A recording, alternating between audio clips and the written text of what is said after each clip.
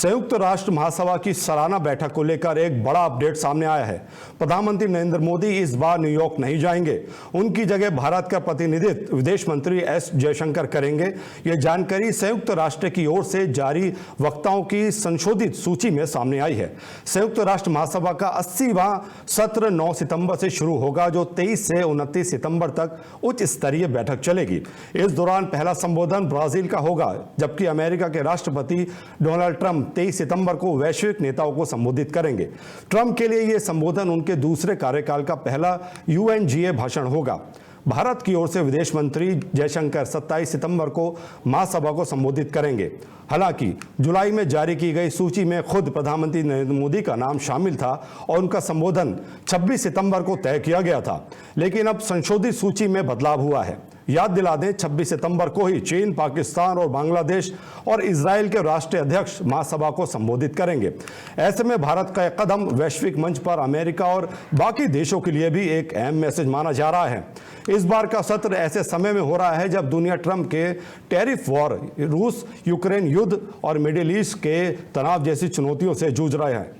इसके अलावा 24 सितंबर को जलवायु शिखर सम्मेलन भी होगा, जिसमें सभी देश अपनी नई राष्ट्रीय कार्य योजनाओं को पेश करेंगे। साफ है कि संयुक्त राष्ट्र का यह सत्र वैश्विक राजनीति, जलवायु संकट और अंतर्राष्ट्रीय रिश्तों के लिहाज से बेहद अहम साबित होने वाला है।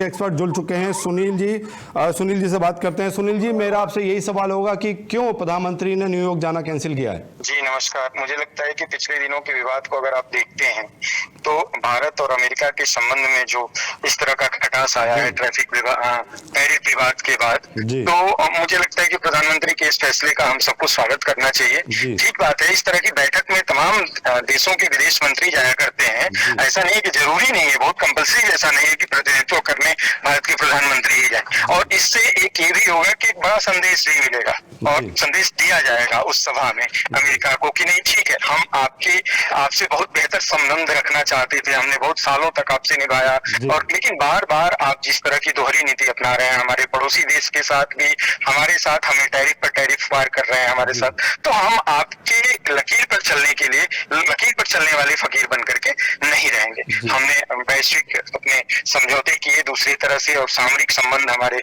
रूस से, चीन से जिस तरह के बहाल हुए हैं, उसके बाद अभी आप भूल नहीं रहे होंगे अमेरिका के प्रेसिडेंट ने अभी कल ही ये वक्तव्य दिया कि क्या नाम है कि रूस और भारत को हमने खो दिया है। तो मुझे लगता है कि उस खोने के क्रम में ही प्रधानमंत्री का यह निर्णय है और इसकी सराहना की जानी चाहिए।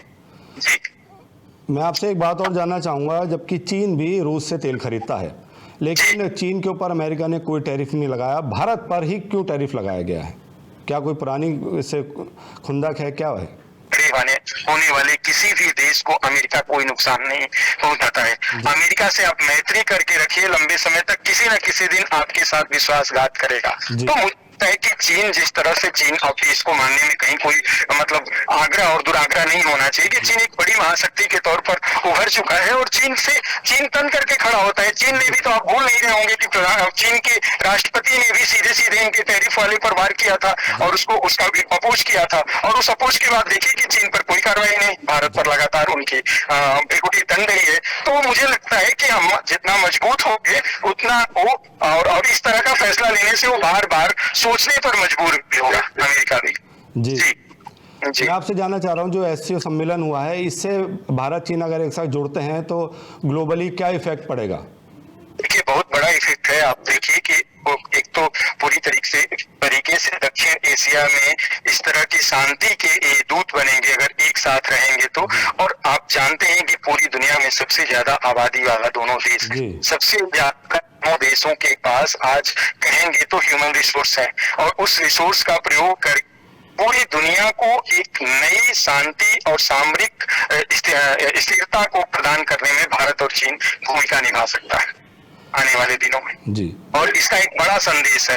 यूरोपीय देश जिस तरह से रूस का विरोध कर रहे हैं, आप देख रहे हैं कि 16 से 17, 18 देशों का समर्थन प्राप्त है, एक साथ होकर के वो रूस का विरोध कर रहे हैं, और उसके पीछे कहीं ना कहीं अमेरिका खड़ा है। तो रूस भी इन दोनों देशों के साथ होकर के रूस ने ये संदेश दिया है कि विश्व में कोई कहीं कोई कमजोर नहीं है। दोनों धाराएं एक, अब जब बराबरी की बात होगी ना, तो मुझे लगता है कि किसी भी तरह के अगले विश्व युद्ध से हम बचेंगे, जो दिखलाई पड़ रहा था, जिस तरह की परिस्थितियां बन रही थी। तो उसमें जब बराबरी का आदमी रहता है सामने, आमने सामने दोनों तरफ से गोल बराबरी की होगी, तो ये एक स्थिरता मिलेगा, वैश्विक स्थिरता की तरफ ये कदम बढ़ेंगे। जी, एक चीज मैं और जानना चाहूंगा आपसे, अमेरिका को झुकाव पाकिस्तान की ओर क्यों ज्यादा हो रहा है, इस पे थोड़ा मोटे तौर पर आप अमेरिका का पूरा इतिहास देख लेंगे, पीछे आप ईरान से लेकर के और खाड़ी देशों में उन जगहों को देख लीजिए, वहां इसराइल को देख लीजिए, अमेरिका डिसकंस्ट्रक्टिव एक्टिव रहा है और उसको वैसा ही साझेदार चाहिए जो कहीं ना कहीं किसी तरह का डिस्टरबेंस लाता रहे दुनिया में, पूरी दुनिया में पैदा करे।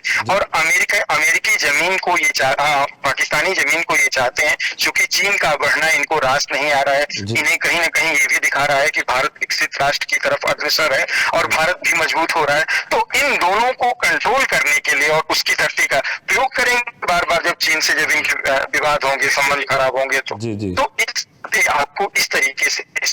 बहुत बहुत धन्यवाद हमसे जुड़ने के लिए।